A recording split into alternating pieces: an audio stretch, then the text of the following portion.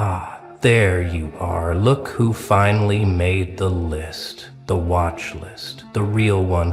Not the one they talk about in public. No, no, no. The one they whisper about in back rooms where names get flagged, files get sealed, and private investigators get hired with cash and silence.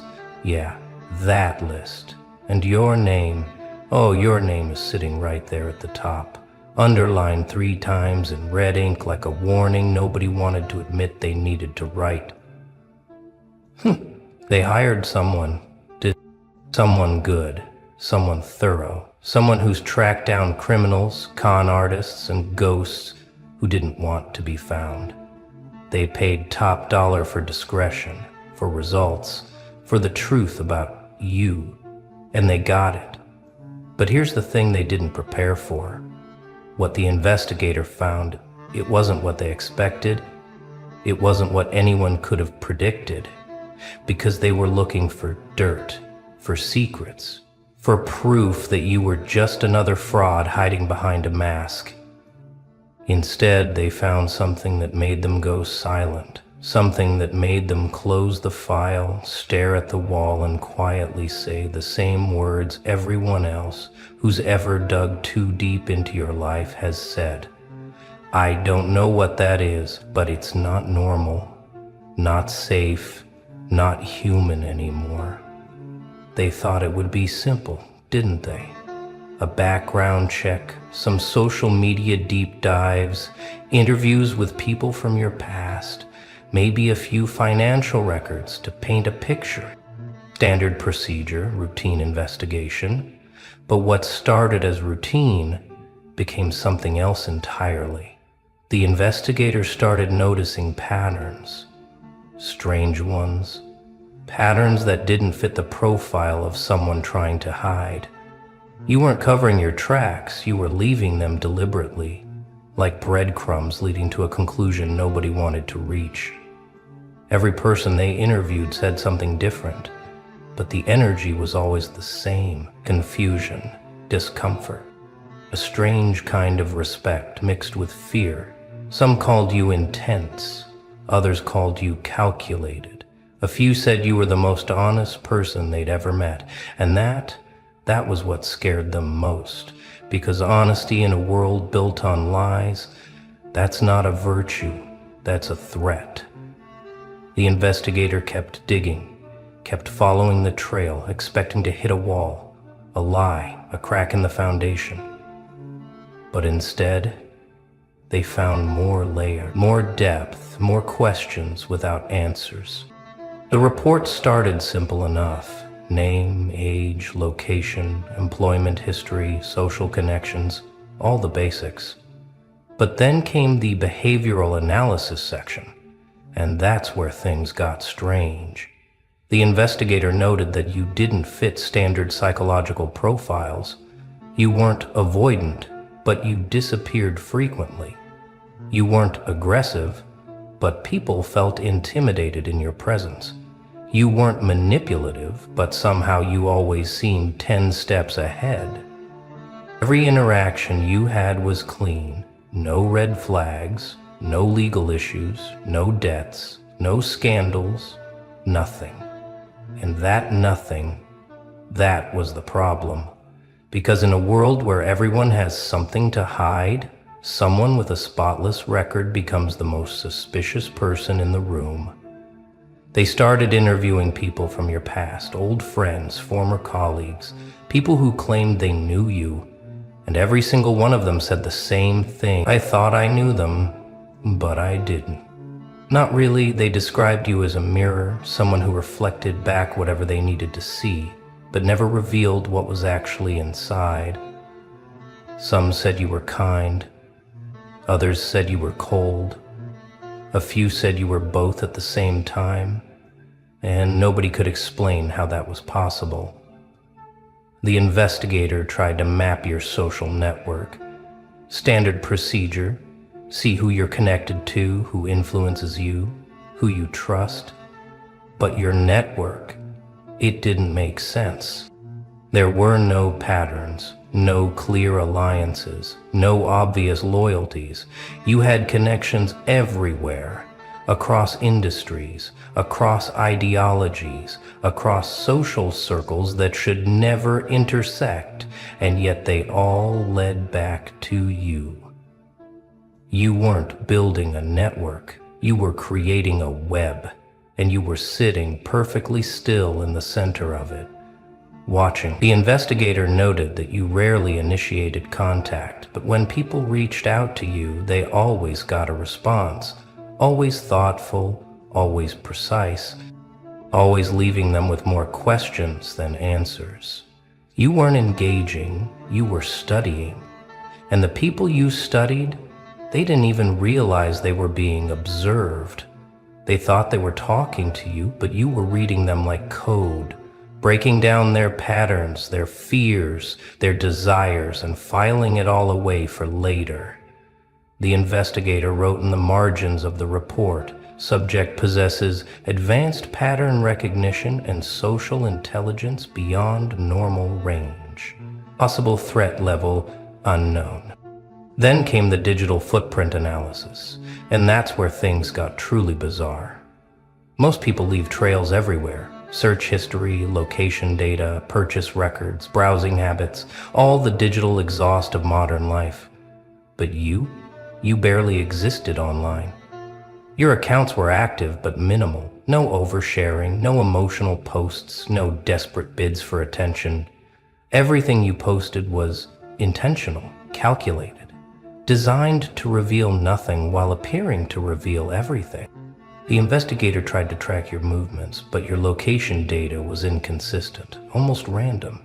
You'd be in 3 different cities in a week with no clear pattern, no travel records that matched up, no paper trail to explain how or why. It was like you existed in multiple places at once, or nowhere at all. Your financial records were clean, too clean. Income matched expenses, no debts, no suspicious transactions, no signs of hidden accounts or offshore dealings. You weren't hiding money, you just weren't accumulating it the way most people do.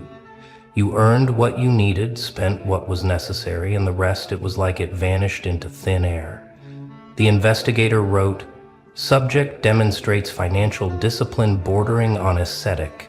No material attachments, no visible vulnerabilities. Leverage points, none identified." The investigator tried to find weaknesses, pressure points, things they could use to understand you better. They looked at relationships, romantic history, family ties, friendships, anything that could be used to predict behavior. But everything they found was contradictory. People who loved you said you were distant. People who hated you admitted you were fair. Exes spoke about you with strange reverence, like they'd been in the presence of something they couldn't name. None of them could explain why things ended. They just said it felt like you outgrew them. Not cruelly, just inevitably. Just like watching someone walk through a door you couldn't see. Family interviews revealed nothing useful. You maintained boundaries, stayed polite, showed up when expected, but nobody felt like they really knew you. You were present but absent, involved but detached, loving but unreachable. The investigator wrote, "Subject maintains functional relationships but displays no emotional dependency, no fear of abandonment, no need for external validation. Psychological profile inconclusive." By now the investigator was frustrated. Weeks of work, thousands of dollars spent, dozens of interviews conducted, and all they had was a file full of contradictions and a growing sense of unease. So they did what investigators do when nothing else works. They went dark. They started surveillance, physical surveillance, following you, watching your routines, trying to catch you in an unguarded moment. And that's when everything changed. Because they quickly realized that you knew. You knew you were being followed. You didn't confront them. Didn't call them out, didn't even acknowledge it directly, but you moved differently. You started taking routes that made no sense, stopping at random places, sitting in cafes for hours doing nothing, walking through parks at odd times, all while maintaining perfect awareness of your surroundings. The investigator noted that you never looked directly at them, but you always knew where they were. You'd pause at crosswalks just long enough for them to catch up, then move again before they got too close. It was a game, and you were playing it with surgical precision. The investigator tried to get closer, tried to blend in, tried to become invisible, but you made it impossible. Every time they thought they had you cornered, you'd shift. You'd change your pattern. You'd do something unexpected. One day you'd be in the library for 6 hours. The next you'd be gone for 3 days with no explanation. Your schedule was chaos, but it wasn't random chaos. It was designed chaos, chaos with purpose, chaos that kept everyone guessing. The investigator wrote, "Subject is aware of surveillance and appears to be conducting counter-surveillance of their own. Level of operational security is abnormal for civilian, possible training or natural aptitude for evasion." The frustration in those notes was obvious. This wasn't supposed to be difficult. You weren't supposed to be a challenge, but you were. You were the puzzle that didn't have a solution, the lock that didn't have a key. Then came the interviews with people who tried to monitor you before. Oh yes, you weren't the first to be investigated. The investigator discovered that others had tried, employers, exes, rivals, people who wanted leverage, people who needed answers, and every single one of them gave up. Every single one of them came back with the same report. We couldn't figure them out. They're clean, too clean. And when pressed further, when asked what that meant, they'd all say the same thing. It's like they know they're being watched and they're performing for us. Not hiding, just showing us exactly what they want us to see. And we can't tell what's real anymore. One former investigator refused to even discuss you, just shook their head and said, "Some people aren't meant to be understood that one. Leave them alone. Trust me." The current investigator noted this with growing concern. If experienced professionals were walking away, what did that mean? What had they seen? What had they felt? The breaking point came during a stakeout. The investigator had been parked outside your building for hours, waiting for you to leave, ready to follow, ready to document, ready to finally get something concrete, and then you appeared.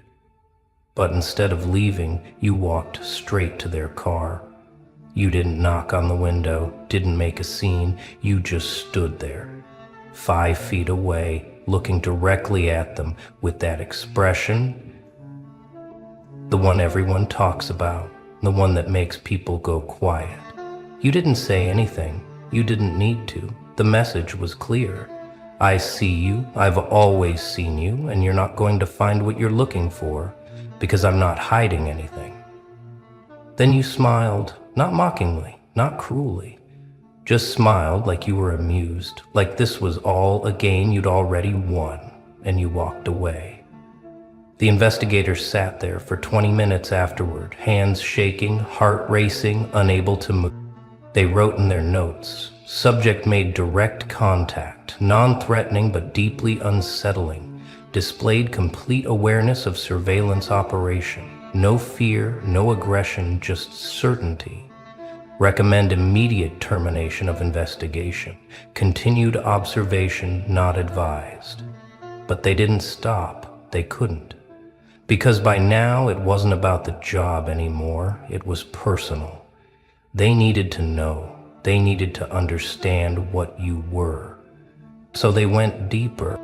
They started pulling records that weren't supposed to be pulled, accessing databases that required clearance they didn't have, asking questions in places they shouldn't be asking.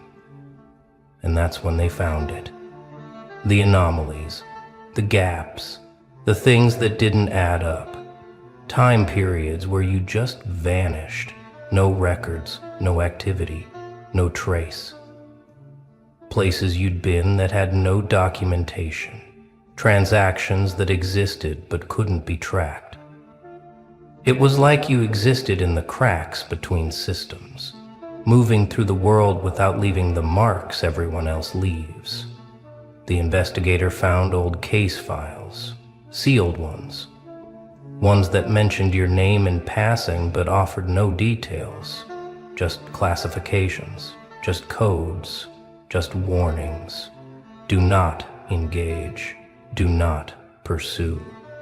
Subject under observation by classified entity. The investigator stared at those files for hours, trying to piece it together, trying to understand what they'd stumbled into. And then came the call, the one they weren't expecting, the one that made everything make sense in the worst possible way. It came from a blocked number, no name, no identification, just a voice, calm, professional, and very clear. You need to stop. You need to close that file and walk away. They're not someone you want to understand. They're not someone anyone wants to understand. This isn't a threat, it's advice. Some people are better left alone. And then the line went dead. The investigator sat there in silence, staring at the phone, realizing that whoever you were, whatever you weren't just being watched by them, you were being watched by everyone. And those watchers, they were protecting you, or protecting everyone else from you, and the investigator couldn't tell which was more terrifying. The final report was never completed. The investigator couldn't finish it. They tried. They wrote draft after draft, trying to summarize what they'd found, trying to make sense of the data, the interviews, the surveillance, the contradictions. But every version of the report felt wrong, because how do you write a report about someone who doesn't fit any category? How do you profile someone who seems to exist outside the rules everyone else follows? How do you explain to a client that the person they wanted investigated is simultaneously the most transparent and most opaque individual you've ever encountered? The investigator wrote one final note at the bottom of the unfinished file. Subject is not a threat in the traditional sense, but represents something far more complex. An individual who has learned to exist without vulnerability, without attachment, without fear. They cannot be controlled, cannot be predicted, cannot be understood through conventional means, recommend no further action. Some mysteries are better left unsolved, and now that file sits in a drawer somewhere, incomplete, unsatisfying, haunting. The investigator moved on to other cases, but they still think about you. They still wonder what you are. They still see your face in crowds and feel that same unease, that same question. How did you do it? How did you become untouchable? How did you learn to move through the world like a ghost who casts a shadow everyone can see but nobody can catch? They don't have answers. Nobody does. Because you didn't just survive being investigated, you turned the investigation into a mirror, showing everyone who looked at you exactly what they feared most. Someone who doesn't need them. Someone who doesn't fear them. Someone who exists completely outside their understanding. And that is what they found. Not a person, but a presence. Not a subject, but a force. Not someone to investigate, but someone to avoid. Because you are the answer to a question nobody should have asked. And now they all know. You're not the one being watched. You're the one deciding what they see. And here's what nobody tells you about that moment. The moment when the investigator finally closes the file and walks away. They don't just walk away from the case, they walk away changed. Fundamentally, irreversibly changed. Because spending weeks, months, diving into your life, tracking your movements, interviewing your past, studying your patterns, it does something to a person. It rewires them. They came in thinking they were the hunter, the professional, the one with the power to expose and reveal. But somewhere along the way, without even realizing it, they became the observed. They became the student. And you were always the teacher, except you never said a word. The investigator starts noticing things in their own life now, patterns they never saw before, behaviors they never questioned. They start seeing the world the way you see it, recognizing the games people play, the masks they wear, the desperation hidden behind confidence. They start moving differently through spaces, more aware, more intentional, more selective about who gets their energy. Their friends notice the change, ask what happened, why they're so distant now, so quiet, so different. And the investigator can't explain it, can't put into words what it's like to spend that much time studying someone who lives completely outside the matrix everyone else is trapped in. In his book, Exorcism, he talks, and this is true, he talks of S's mind. S's mind, Nathan. S's. They start researching you in their off hours, not for work anymore, but for themselves. They go back through old interviews, reread notes, trying to find the moment when the shift happened, the moment when you stopped being a subject and became a phenomenon. They realize now that you weren't hiding anything, you were showing everything, just not in a language most people can read. Your silence wasn't evasion, it was communication for those who knew how to listen. Your distance wasn't coldness, it was protection for people who couldn't handle proximity to something that intense. Your awareness wasn't paranoia, it was mastery of an environment everyone else sleepwalks through. The investigator understands now why previous investigators walked away, why that voice on the phone warned them to stop. It wasn't because you were dangerous in a traditional sense. It was because understanding you meant unraveling everything they thought they knew about how people work, about how the world works, about how power actually operates. And once you see that, once you really see it, you can't unsee it. You can't go back to pretending the game is real. You can't go back to playing along.